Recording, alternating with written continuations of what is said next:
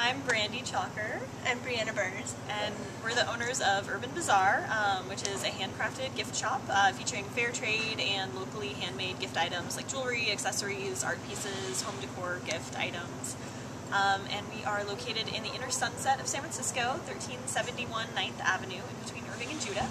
And we just opened our store just over a year ago on July 22nd of 2010. The idea for the store sort of came from the fact that Brianna and I both had our own small businesses before this, selling our own handcrafted wares, and I was also selling some fair trade items at different art festivals and street fairs, and Brianna had her San Francisco street artist license. Yeah, street artist license. So we had all these different small venues for selling our work. But those businesses weren't terribly successful, and we were looking to have a storefront so that we could sell not only our own items, but a greater selection of fair trade goods represented from artisans all around the world. It's great because we get to actually invite the local artists to come in and sell their work directly to our customers. So a lot of the customers who are like, oh, I love this artist, we're like, hey, they're going to be at the craft show having a booth, like come and meet them, and you can buy directly from them.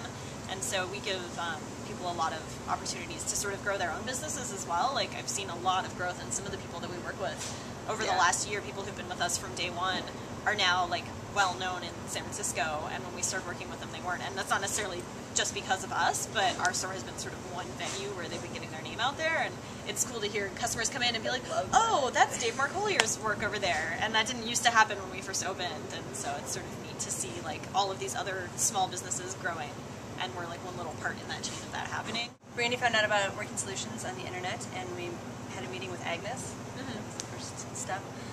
Agnes came and was super helpful. Came and looked at the spot with us, asked us our million-and-one questions. We had our interview with them, which was a little nerve-wracking, but very good. And we showed them our business plan that we had completed through Women's Initiative, and went and waited to hear if we were approved for our loan, and heard back that same day, and got our loan, got Agnes to come and help us, and opened our doors about a month later. Yeah, and Working Solutions has been really great. They are a huge resource for us. Agnes meets with us once every quarter to go over our financial reports, and luckily there haven't been any issues, but you know, if it looked like things weren't going very well, they have a ton of resources to help figure out what's going on with the business, where we need assistance.